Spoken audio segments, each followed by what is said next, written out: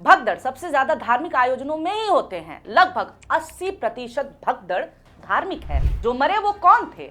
मरने वालों में आपको एक भी नेता और बिजनेसमैन नहीं मिला होगा। पिछले 25 सालों में लगभग 4000 लोगों की मौत धार्मिक भगदड़ों में हुई है। 28 जनवरी को प्रधानमंत्री ने इस्तीफा दे दिया। केवल पिछड़े और विकासशील देशों में ही भीड़ भाड़ से जुड़ी अधिकांश दुर्घटनाएं धार्मिक स्थलों पर ही होती हैं। हाथरस में हुआ भगदड़ याद है ना आपको?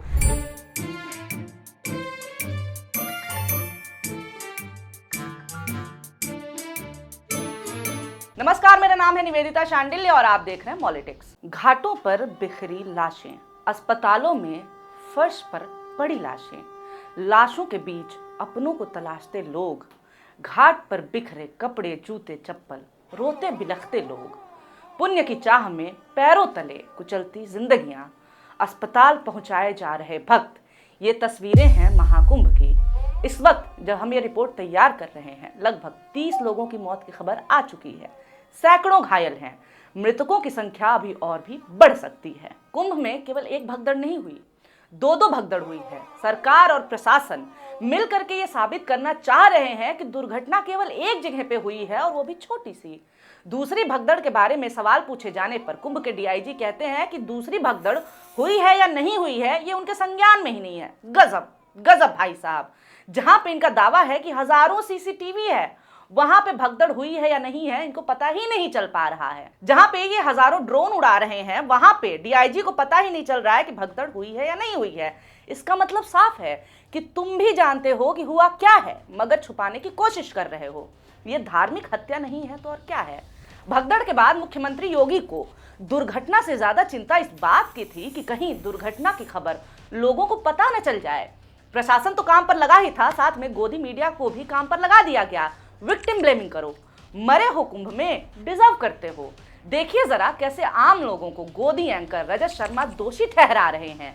कह रहे हैं व्यवस्था इतनी अच्छी है कि लोग कुंभ छोड़ करके जाना ही नहीं चाहते, भीड़ इसीलिए बढ़ गई है। प्रॉब्लम यह है कि जो लोग महाकुंभ में आ रहे हैं वो तुरंत लौटना नहीं चाहते। लोग रहने की, खाने की व्यवस्थाओं से संतुष्ट हैं, इसलिए 1-2 दिन और रुकना चाहते हैं। सुनो श्रद्धालुओं, गलती तुम्हारी है। भले ही तुम्हें दुर्व्यवस्था ने मारा हो, तुम गए ही क्यों? गलती तुम्हारी है। इसमें इनकी कोई गलती नहीं है, भीड़ ही ज्यादा आ गई थी। लेकिन ये बात तो पहले से ही पता थी कि भीड़ आएगी ज्यादा। घूम घूम के दूसरे राज्यों में डींगे कौन हाँक रहा था इसके बारे में? योगी जी ही ना। दिल्ली में केजरीवाल पर ताना मारते हुए योगी ने कहा था कि सदी का पहला महाकुंभ प्रयागराज में भव्यता के साथ आयोजित किया जा रहा है। सबको कुंभ में आपे लोग न बुला रहे थे जी। बात तो सही है। आजकल के नए वायरल ढोंगी बाबा धीरेंद्र शास्त्री ने तो ऐसी अपील की कि उसके लिए इस आदमी को अलग से सजा दी जानी चाहिए। हर व्यक्ति को आना चाहिए, जो नहीं आएगा वो पछताएगा, वो देशद्रोही कहलाएगा। धीरेंद्र शास्त्री ने कहा कि जो कुंभ में नहीं आएगा वो देशद्रोही है। कैसे गिद्ध हैं ये लोग कि लोगों के मरने का भी जश्न मना रहे हैं। गिद्ध धीरेंद्र शास्त्री लोगों की लाशों पर राजनीति खेल रहा है। कहा है कि जो गंगा किनारे मरेगा वो स्वर्ग जाएगा, जो लोग यहाँ मरे हैं वो सीधे स्वर्ग चले गए। पर एक बात बोले, ये महाप्रयाग है, मृत्यु सबकी आनी है, एक दिन मरना सबको है, पर कोई गंगा के किनारे मरेगा तो वो मरेगा नहीं, मोक्ष पाएगा। लगता है गंगा किनारे लाशें फैलाना इनके लिए कुछ नया नहीं है। कौन सा ये पहली बार है? कोरोना काल तो याद ही होगा आपको। पता सब था पर व्यवस्था नहीं की। व्यवस्था की भी तो केवल वीवीआईपी और वीआईपी लोगों के लिए। जनता 15-15 किलोमीटर पैदल जाए और वीआईपी नेता अभिनेता काफिले के साथ। भगदड़ के पहले लगातार महाकुंभ से वीडियोज आ रही थी जिसमें लोग कह रहे थे कि आम लोगों को भेड़ बकरी की तरह एक पुल पर ठूस दिया गया है। वीआईपी लोग हॉर्न बजाते हुए गाड़ियों से बीच में से जा रहे हैं। अनिल अंबानी जैसों के लिए व्यवस्था देखिए और आम जनता के लिए व्यवस्था देखिए। मंत्री नेताजी लोगों का कुंभ में धौंस देखिए और आम लोगों की दशा देखिए। जनता कहां रह रही है और ये वीआईपी अमीर लोग कहां रह रहे हैं ये भी देखिए। वीआईपी ट्रीटमेंट के कारण जब जनता चिल्ला रही थी तब इन्होंने ध्यान नहीं दिया। खैर ध्यान क्या देना है, आइडिया ही तो इनका था। मगर जब भगदड़ हुई तो उसके बाद ये सिस्टम बंद करने का ऐलान कर दिया। क्या करें हम तुम्हारे इस लेट लतीफ ऐलान का? जब इतने लोग मर गए तो पल्ला झाड़ने के लिए तुम फैसले सुना रहे हो। ये बड़ी अच्छी बात कही आप। खुश हो जाएं हम कि भले ही मर गए मगर व्यवस्था तो सुधरी। देश हित में, राष्ट्र हित में, धर्म हित में इतनी कुर्बानी तो बनती ही है। भगदड़ के अगले ही दिन 29 तारीख को आग लगती है, कई टेंट जल करके खाक हो जाते हैं। 19 जनवरी को कुंभ में लगी आग में 180 पंडाल जल करके भस्म हो जाते हैं और ये व्यवस्था की बात कर रहे हैं। शुक्र है कि प्रधानमंत्री जी ने इस पर स्टैंड लिया है कि कैसे दुर्व्यवस्था की वजह से लोग मरे और मीडिया ने खबर दबाने की कोशिश की। अव्यवस्था के कारण यहां भगदड़ मच गई थी। कुंभ के मेले में हजारों लोग मारे गए थे।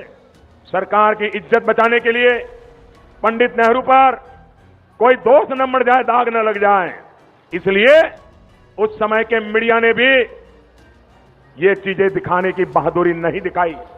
एकाध दो अखबार के कोने में खबर छपी, उसे भी दबा दिया गया। क्या ये नेहरू को कोस रहे हैं? 1954 की बात कर रहे हैं, जब ना सीसीटीवी था ना ड्रोन। तब की सरकार की नाकामियों को ये गिना रहे हैं और अपने पे चुप्पी। 28 जनवरी की रात को कुंभ में भगदड़ की खबर आती है और साथ ही बाहर आती हैं मौके से भयावह तस्वीरें। 28 जनवरी को ही बागपत में भी भगदड़ मची, जिसमें 7 लोगों की मौत हो गई और 50 से ज्यादा लोग घायल हो गए। जैन समुदाय के महोत्सव के दौरान बड़ा हादसा हुआ था, जब लकड़ी की सीढ़ी का मचान टूटा और भगदड़ मच गई। अब आप कहेंगे ये तो हादसे हैं, हादसे कहीं भी हो सकते हैं, कोई भी इनमें मर सकता है कि नहीं? ना, बिल्कुल नहीं।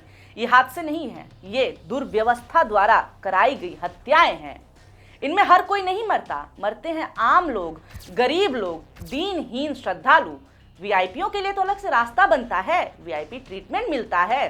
कभी सुना है कोई बड़ा नेता अभिनेता वीआईपी भगदड़ में मर गया हो? समस्या यह है कि हम भारतीयों ने स्वीकार कर लिया है कि भारत जैसे बड़े बड़े देश में ऐसी छोटी छोटी घटनाएं होती रहती हैं। 7 लोग मरे, कोई बात नहीं, होता रहता है। 20 लोग मरे, कोई बात नहीं, हादसे में हो जाता है। 100 मरे, 150 मरे, 500 मरे, कोई बात नहीं, हादसा है, या ही क्या जा सकता है। जब इतनी जनता जाएगी बड़ी संख्या में तो मरेगी भी तो। हाँ, क्या कहा आपने? भगदड़ की जिम्मेदारी प्रशासन क्यों ले? चलिए बताती हूँ। सर्बिया में पिछले साल नवंबर में रेलवे स्टेशन की छत गिरी, अफरा तफरी मच गई, 15 लोगों की मौत हुई और कई लोग घायल हो गए थे। पता है वहां क्या हुआ? 28 जनवरी को प्रधानमंत्री ने इस्तीफा दे दिया। कितने बेवकूफ हैं ये विदेशी, इतनी छोटी सी बात पे कोई इस्तीफा देता है क्या? भारत से सीखें ये। सैकड़ों लोग मर जाएं, नेता कहते हैं व्यवस्था अच्छी है, सब अफवाह है। अगर अफवाह है तो ये मौतें हुई कैसे? प्रशासन व्यवस्था सुधारने से ज्यादा बदहाली की खबरों को दबाने में ज्यादा एक्टिव है। लोग खुद बता रहे हैं कि कैसे क्या हुआ है, सुनिए इस इंसान को। जैसे ही हम लोग सेक्टर 19 के पास पहुंचे, वहाँ पे माहौल इतने ज़्यादा खराब थे, इतने ज़्यादा खराब कि हमें देख के हमारे आंसू निकल गए कि लोगों के साथ हो क्या रहा है। कई लोग आए, उन्होंने हमें बोला कि सर हमें सांस नहीं आ रही है, हम लोग मर जाएंगे, आप हमारी हेल्प कीजिए, आप हमें अपनी गाड़ी में बिठा लीजिए, नहीं तो मैं मर जाऊँगा यहाँ पे।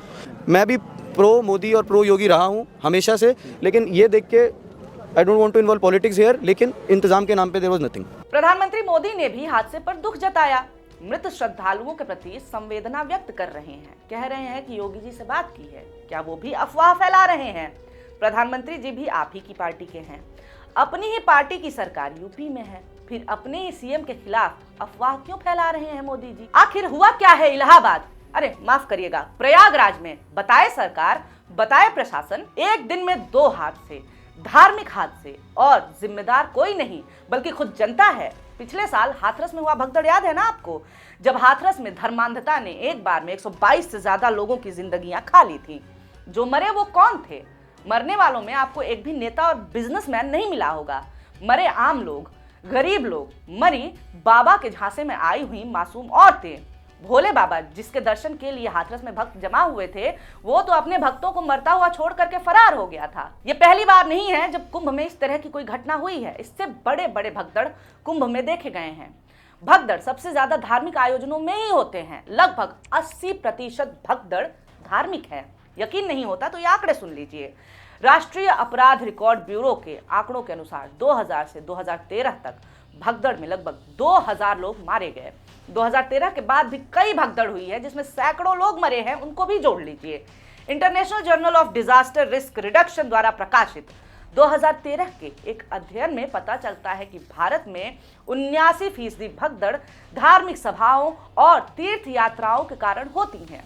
भारत और अन्य विकासशील देश, जी हाँ, विकसित नहीं, केवल पिछड़े और विकासशील देशों में ही भीड़ भाड़ से जुड़ी अधिकांश दुर्घटनाएं धार्मिक स्थलों पर ही होती हैं। पिछले 25 सालों में लगभग 4000 लोगों की मौत धार्मिक भगदड़ों में हुई है। आंकड़े ये भी बताते हैं कि मरने वालों में पुरुषों के मुकाबले महिलाओं और बच्चों की संख्या ज्यादा होती है। रिसर्च के अनुसार चलिए हम देखते हैं कि भगदड़ होता किन कारणों से है। ये कारण जान लेते हैं, फिर आप खुद ही सोच के बताइए कि जिम्मेदारी किसकी बनती है।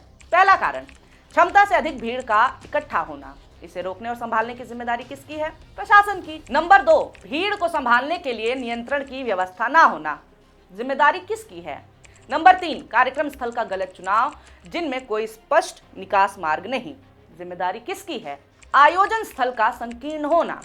फिर से वही सवाल, जिम्मेदारी किसकी है? आयोजन स्थल पर बुनियादी सुविधाओं का अभाव। जिम्मेदारी किसकी है? जिम्मेदार लोग गिद्धों की तरह लाशों पर बैठे वोट की बोटी तोड़ने में लगे हुए हैं। लोगों तक जब ये खबर पहुंचने से रोकने में ये नाकाम रहे, तब लोगों तक अपने घड़ियाली आंसू पहुंचाए।